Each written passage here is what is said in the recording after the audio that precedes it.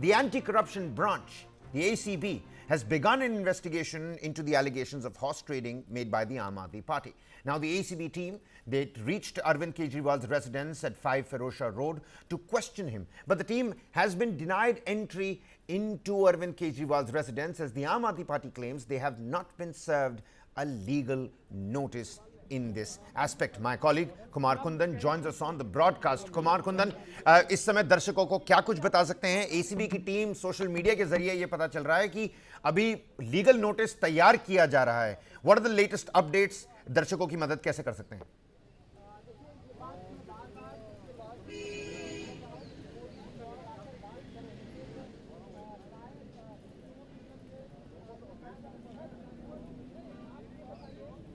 Kabir, right now I am standing in front of Arvind Kejriwal residence, 5 Ferozshah Road, and his house. As far as the ACB is concerned, they are trying to enter Arvind Kejriwal residence, and they just wanted to investigate the allegations made by BJP. Right now, the situation is Arvind Kejriwal is not permitting anybody to go inside his premises because the problem is that they, as far as ACB is concerned, they are not taking any prior appointment, or there is no legal notice served earlier to Arvind Kejriwal. That's why they are not permitted to enter inside the house. As far as Arvind Kejriwal concerned, right now Manish Sisodiya, max 10 to 15 before reached Manish Sisodiya here, and the meeting is going with Manish Sisodiya and Arvind Kejriwal, and at the same time ACB is standing in front of Arvind Kejriwal house. Kabir. Yeah, and in terms of the horse trading allegations, now that the governor has also been involved and roped into this, we earlier heard Virendra Sachdeva also that legal action must be taken against the Aam Aadmi Party. The timing of this entire controversy as well, Kumar Kundan, because this is coming just ahead of the result of the Delhi Assembly elections.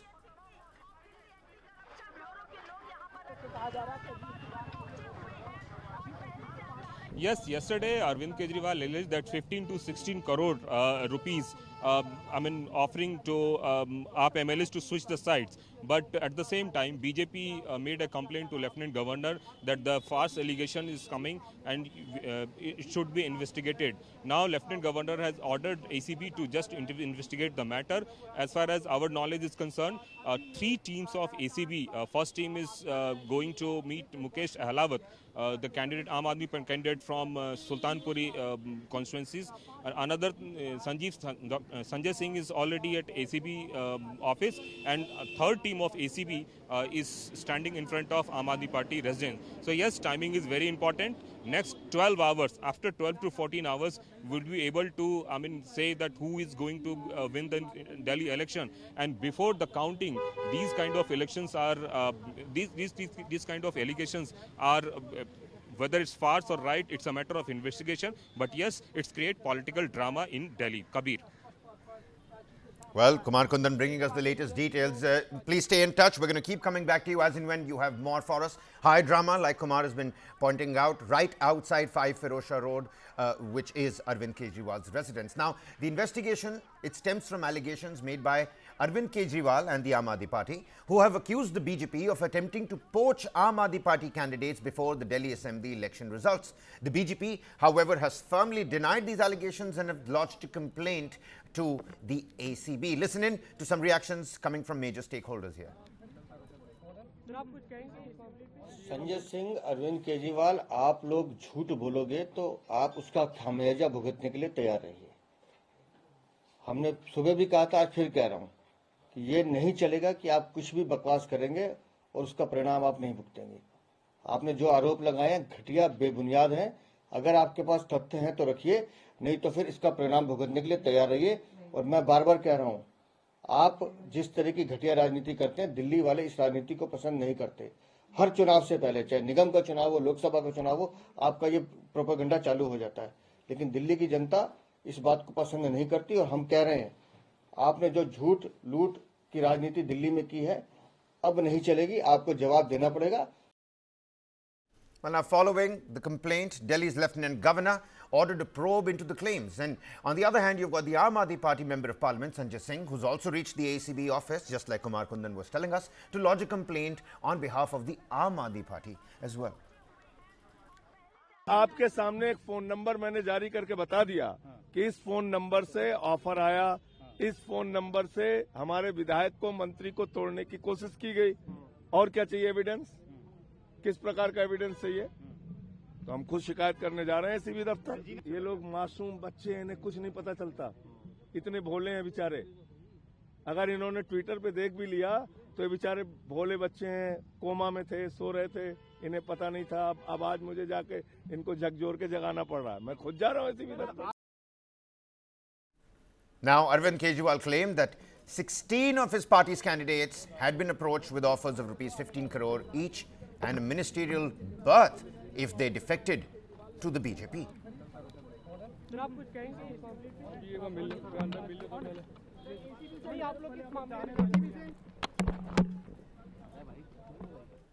Well, India's diplomatic neighbors, and a story that's coming right from that spectrum. Because just hours after the arrest of Meher Afroz Shaon, actress Sohana Sabah was also detained last night by the detective branch for alleged sedition and conspiracy against the state. That's right, we're talking about Bangladesh, ladies and gentlemen. Shaon, known for her vocal criticism of the Muhammad Yunus-led interim government, was picked up from her Dhanmodi residence after reportedly posting critical remarks on Facebook. Authorities claim that she was quote-unquote conspiring against the state. And now reports suggest that Sabah was detained. This is another actress over alleged links to Sheikh Hasina's Awami League. Both actresses come from political backgrounds. Shaon's parents were associated with the Awami League, with her mother serving twice as an MP as well. And these arrests come amid rising tensions in Bangladesh's political landscape as the Yunus-led government faces mounting scrutiny. My colleague Aditya Raj Kaul joins us from the newsroom. Aditya, that crackdown on any kind of dissent against the state, against the Muhammad Yunus-led dispensation, is being met with quite the force. We saw that iconic building get razed down. Last night we learnt about the actress Shaun, and mind you, both of these actresses have political backgrounds. So that crackdown on Awami League hasn't stopped yet as well. What can one decode? What does this mean about the future of India-Bangladesh ties? Help the viewers understand. Well, that's right, Kabir. What we are hearing right now, very distressing reports from Dhaka, where not only are leaders of Awami League being attacked, their houses being gutted and vandalized completely. We saw the historic house of the Bangabandhu Mujibur Rahman being completely razed to the ground using excavators and bulldozers. Giant, Islamist mob under the watch of Muhammad Yunus, the interim government's chief advisor, completely attacking Awami League leaders' residences. But now reports have also emerged that last night 2 prominent Bangladeshi actresses were also arrested. Of course, we are picking up more details as to why this happened. We know that Meher Shaun and Sohana Sabah were in fact picked up late into the night by the detective branch of the Bangladesh police in Dhaka on charges of treason, on charges of sedition and conspiracy against the state. Now, the question that arises is that why is Muhammad Yunus afraid or scared of actresses only sharing their opinion on the social media? They were not inciting riots, they were not inciting violence, they were not doing anything that was not under the ambit of the law and the constitution. So there are several of such reports of such violent mobs attacking Awami League leaders, minorities, etc. And now any voice that is critical to the Muhammad Yunus interim government in Bangladesh is being completely crushed. We are also hearing reports of Hizb ud Tahrir, the banned terrorist organization that in fact is banned in India as well, holding an open demonstration against Donald Trump and the United States on the streets of Dhaka. So very troubling reports coming in. This isn't really shocking. Of course it is, but not surprising because this has been happening over the last many months, ever since they took control a few months ago. The question also, the larger question also is that when will democratic elections really take place in Bangladesh? Of course, Muhammad Yunus has said that the earliest it could happen is by the end of the year. Is that likely a possibility, and how free will those elections really be? Will Awami League be allowed to contest? These are several questions that go completely unanswered at a time when minorities, any liberal voices and critical voices of the Muhammad Yunus government are completely under attack. Absolutely right. Aditya, I mean, the nature of Shaun's criticism against the interim government and, of course, the vitiating political climate in Bangladesh with the clampdown on freedom of speech, and, of course, what you've brought to light about the protests against Donald Trump, all of these interesting developments, we're going to have to wait and find out as to what happens. Elections also a big, big question mark. Many thanks for joining us here on the broadcast with the latest details, Aditya. All right, then, ladies and gentlemen, we're going to quickly shift our focus here. Leader of opposition in the Lok Sabha, Rahul Gandhi, he today alleged discrepancies in the voter list for the recently concluded Maharashtra Assembly polls, where the Congress-led alliance was completely routed. Now, Rahul Gandhi claimed that the number of voters was more than the state's adult population. Addressing a press conference with Sena UBT's Sanjay Raut and NCP Sharad Pawar's faction's Supriya Sule, Rahul Gandhi alleged that between the Lok Sabha and the Maharashtra Assembly polls in 2024, not much of a distance, around 39 lakh new voters were added in Maharashtra. He also demanded voters' lists of Lok Sabha and the Maharashtra Assembly polls for the party. Listen in to what Rahul Gandhi actually questioned and alleged. In 5 years, between Vidhan Sabha 2019 and Lok Sabha 2024, 32 lakh voters were added on the electoral rolls of Maharashtra.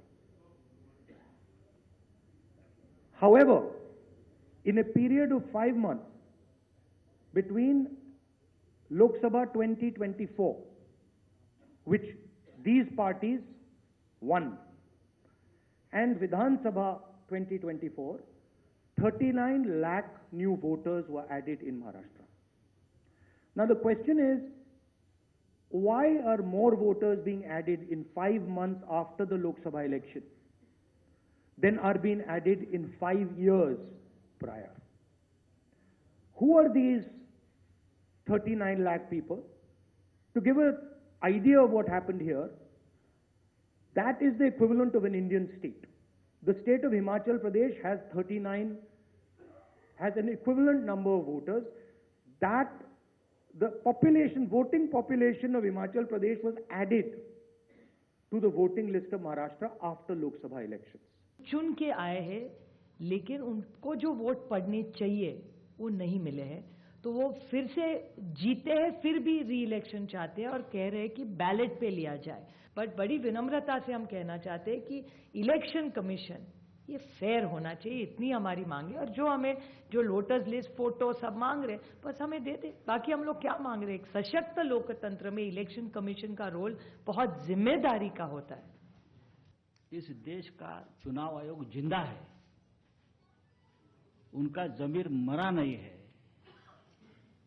तो जो प्रश्न राहुल जी ने चुनाव आयोग को पूछे हैं, उनका जवाब चुनाव आयोग ने देना चाहिए.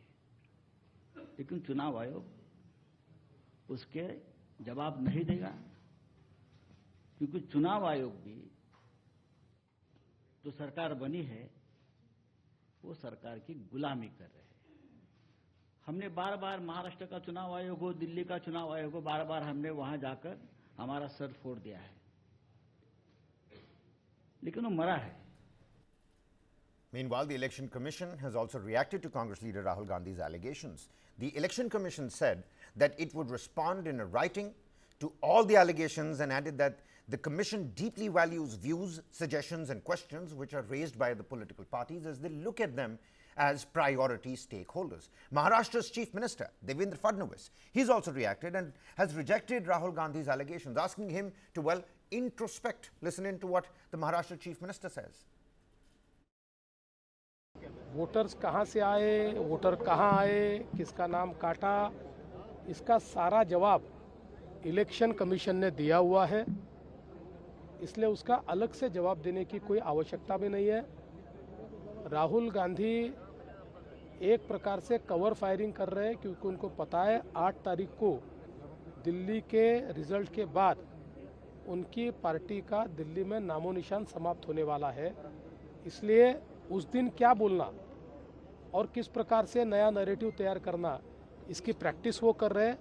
मैंने बार बार ये कहा है कि जब तक वो आत्मचिंतन नहीं करेंगे और केवल अपने मन को झूठी बातें बोलकर अपने मन को बहलाने का प्रयास करेंगे, तब तक उनकी पार्टी का रिवाइवल नहीं हो सकता, कांग्रेस का रिवाइवल नहीं हो सकता.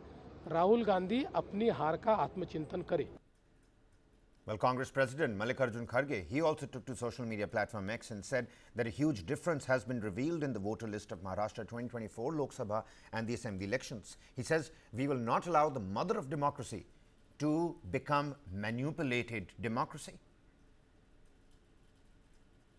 Moving on, there is buzz in Maharashtra's political circles that a large number of MPs and MLAs, department heads and other office bearers from Uddhav Thackeray's Shiv Sena are soon going to join Eknath Shinde's Shiv Sena faction. According to sources, 5 members of parliament and 7 MLAs from the Shiv Sena UBT are reportedly in contact with senior leaders of Eknath Shinde's party. One of Shinde's most trusted cabinet ministers is said to be lobbying hard to bring Uddhav's party leaders into his fold.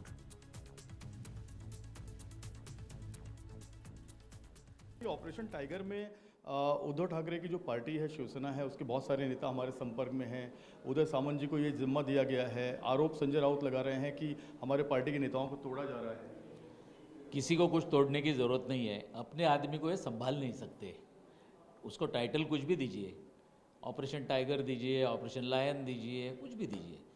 सवाल एक ही है, जो politics में या सामाजिक कार्यकर्ता करके काम कर रहे हैं, उनके नेता के ऊपर अगर भरोसा ही नहीं है, नेता उनके लिए जो करना चाहिए वो कार्यकर्ता के लिए अगर कुछ नहीं कर रहा है, वही पदाधिकारी दूसरी जगह पे आ रहा है। और उनको एक पता लग चुका है, जब शिंदे साहब जब सीएम थे, उन्होंने महाराष्ट्र में जो काम किया है, चाहे वो यूथ के लिए हो, फार्मर्स के लिए हो, बाकी के लोगों के लिए हो या महिलाओं के लिए हो, जो काम किया है, तो लोग यहाँ आना चाहते हैं। Shifting our focus to developments coming from the state of Karnataka, where the state high court has dismissed RTI activist Sneha Mai Krishna's writ petition for a CBI probe into the Muda scam case. The court said that there was no need for a CBI probe into the Muda case. The court also said that the Lokayukta report was not biased. The case involved allegations against Karnataka Chief Minister Siddaramaiah, specifically regarding the illegal allocation of 14 sites to his wife, Parvati BM, by the Muda authority. The matter has been under judicial review for several hearings now. The BJP has been using the Muda case to target the Congress government, claiming corruption being rampant amongst its leaders, including the Chief Minister. Meanwhile, after the big relief for Chief Minister Siddaramaiah, his loyalists and supporters celebrated on the streets of Bengaluru and several other areas in the state.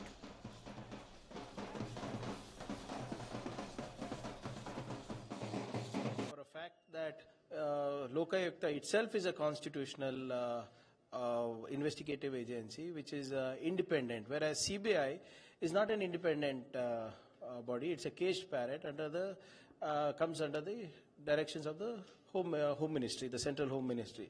So we welcome this verdict, and as earlier also Honorable CM has said that we are open to investigation.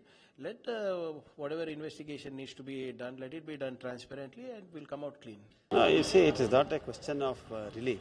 It is about upholding the law. Whether the facts warranted transfer to CBI is the question that was there before the court.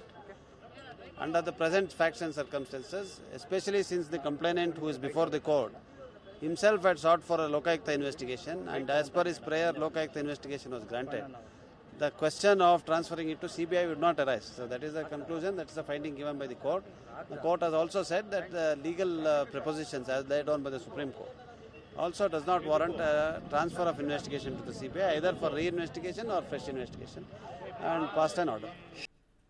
Well, from the current Chief Minister of Karnataka to a story that pertains to the former Chief Minister of the state and BJP leader B.S. Yediyurappa. Now, the Karnataka High Court dismissed the petition by former Chief Minister B.S. Yediyurappa for quashing of the Protection of Children from Sexual Offences (POCSO) Act case against him, stating that the criminal proceedings shall continue in the trial court. And earlier, last week, the High Court reserved judgment on Yediyurappa's petition to quash the case against him. Justices M. Nagaprasanna had reserved the verdict after hearing the final arguments. Now, the case involves allegations that Yediyurappa sexually assaulted a 17-year-old girl at his residence on the 2nd of February last year. The girl, along with her mother, had visited the former Chief Minister seeking help in a separate rape case in which she was the victim as a child. The FIR was registered as at the Sadashiv Nagar police station on the 14th of March, and the investigation was subsequently transferred to the CID.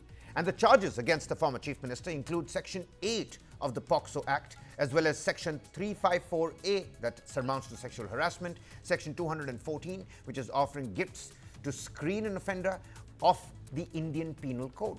And there is upset over the protracted legal proceedings. The victim's elder brother has appealed to Chief Minister Siddaramaiah to intervene and ensure speedy justice. In a bilingual video posted on social media, he highlighted the difficult circumstances his family is facing, including the mental harassment endured by his mother, who has since passed away, and the challenges his sister now faces as she is compelled to take exams privately due to the case. The Karnataka High Court had previously halted Yediyurappa's arrest in the case following an arrest warrant issued by the trial court. B.S. Yediyurappa then filed a writ petition in the High Court seeking to quash the charge sheet against him. Now, during the hearings of this POCSO case on B.S. Yediyurappa, Yediyurappa's legal team argued that his plea shouldn't be viewed as a calculated move to file after the complainant's death, stating he isn't a magician who knew when she would pass away. But they also raised questions about the delay between the alleged incident and the filing of the first information report, suggesting scrutiny of the complainant's conduct. The prosecution, however, argued that there is a presumption of guilt against the accused under the POCSO Act. News and developments coming from the neighbouring state of Kerala as well, where an elephant brought for a temple festival in Kerala's Palakkad attacked a mahant and killed him. The deceased has been identified as Kunjumon. The incident took place on a Thane-Rakode road around the late hours of the day. Another person was also injured in the incident. The elephant, named Valam Kullam, attacked him whilst he was returning from the Gaja Sangamam, which was part of the temple festivities. After attacking the mahout, the elephant damaged the vehicles nearby, visuals on your screens. The mahout, who was seriously injured in the attack, was taken to the hospital but unfortunately could not be saved. The elephant was subdued after much effort.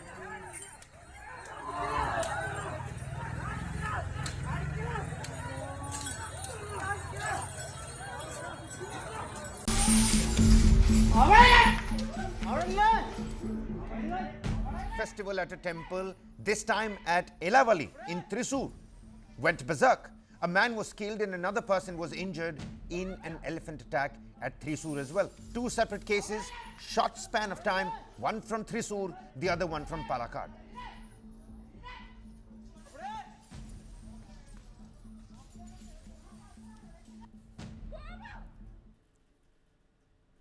Moving on, a tragic incident, an accident rather, in Maharashtra's Nashik city claimed the life of a 4-year-old boy who was crushed by a car in a hotel parking area.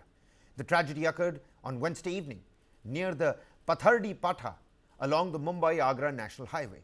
The child had accompanied his father, a driver by profession, who had dropped off customers at the hotel. The boy, unfortunately, could not be saved. The police have meanwhile launched an investigation into the incident.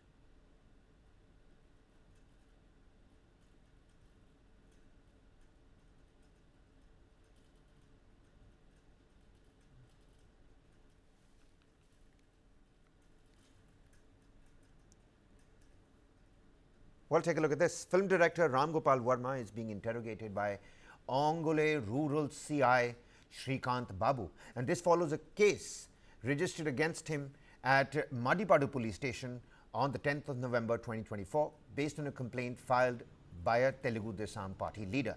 The complaint alleges that Verma morphed photos of Chandrababu Naidu, Nara Lokesh and Pawan Kalyan to promote his movie Vyuham and posted them on social media platform X. Earlier, Verma had avoided arrest through a High Court order without appearing for questioning. However, the court later ruled that he must cooperate with the investigation even if he is not taken into custody.